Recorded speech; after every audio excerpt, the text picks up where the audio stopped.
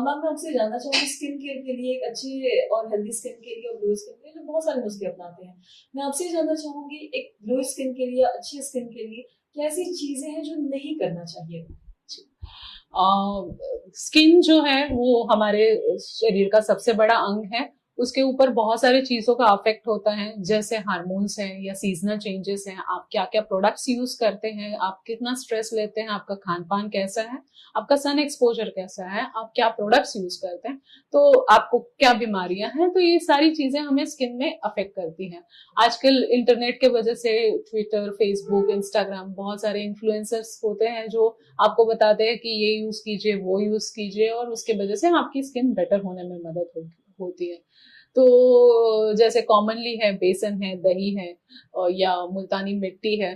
तो अगर आपकी स्किन ऑयली है तो मुल्तानी मिट्टी से हल्की सी ड्राइनेस आ सकती है, तो वो ठीक है। बट अगर आपकी स्किन सेंसिटिव है या ड्राई है तो ये चीजें नहीं अवॉइड करनी चाहिए। बेसन के साथ भी वही समस्या है कि ये करने से प्रॉब्लम हो जाती है जिनकी स्किन ड्राई है। और एक कॉमनली किया जाता है जो ब्लीच किया जाता है, तो ब्लीच एक हाइड्रोजन पेरोक्साइड रहता है जिसके वजह से बाल जो है वो ब्लीच करके गोल्डन दिखते हैं।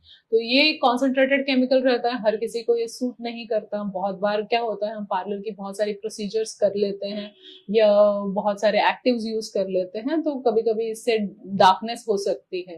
बहुत बार हम कुछ कुछ डाइज यूज करते हैं, हेयर डाई यूज करते हैं, जिसकी वजह से भी चेहरे पे पिगमेंटेशन की समस्या ज्यादा हो सकती है। बहुत बार ओटीसी प्रोडक्ट्स है, जैसे स्टीरॉयड वाली क्रीम्स होती है जो बहुत बार पिंपल निकल आया है या थोड़ी सी झाइयां हैं जिसके लिए लोग यूज करते हैं, और उसकी वजह से स्किन को उसकी आदत हो जाती है और उसके लॉन्ग टर्म में साइड इफेक्ट्स होना शुरू हो जाते हैं। जैसे आपके पिंपल बहुत ज्यादा बढ़ जाते हैं, आपकी स्किन रेड रेड होने लगती है, सूखी होने लगती है, या झाइयां बढ़ जाती है, या जैसे ही उसको स्टॉप करते हैं दाने आना शुरू हो जाता है। तो ऐसी चीजें बिल्कुल, मतलब बिल्कुल ऐसी कोई क्रीम्स आपके चेहरे पे आप लगाने से रोक नहीं लगानी चाहिए, क्योंकि ये स्किन को बहुत ज्यादा हानि करती है।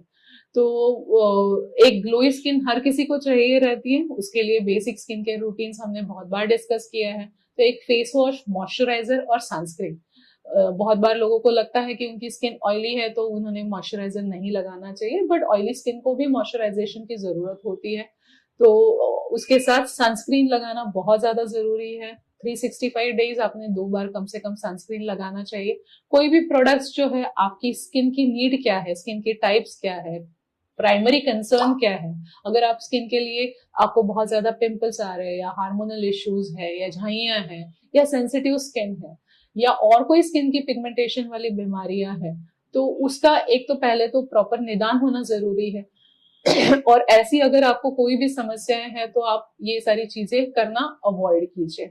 बहुत बार हम प्रोडक्ट्स जो है जैसे मेकअप्स करते हैं, और मेकअप वाली चीजों के बाद भी बहुत बार मेकअप प्रॉपरली रिमूव नहीं करते, या मेकअप करने के लिए जो ब्रशेस वगैरह यूज करते हैं या प्रोडक्ट यूज करते हैं वो बहुत दिनों तक हम वही वही प्रोडक्ट्स यूज करते हैं, तो उसके एक्सपायरी होने के वजह से या मेकअप के ब्रशेस या स्पॉन्जेस क्लीन नहीं करने के वजह से इन्फेक्शन हो सकते हैं, स्किन सेंसिटिव हो सकती है। तो ये सारी छोटी छोटी बातें हैं जिनका ध्यान लेना बहुत ज्यादा जरूरी है।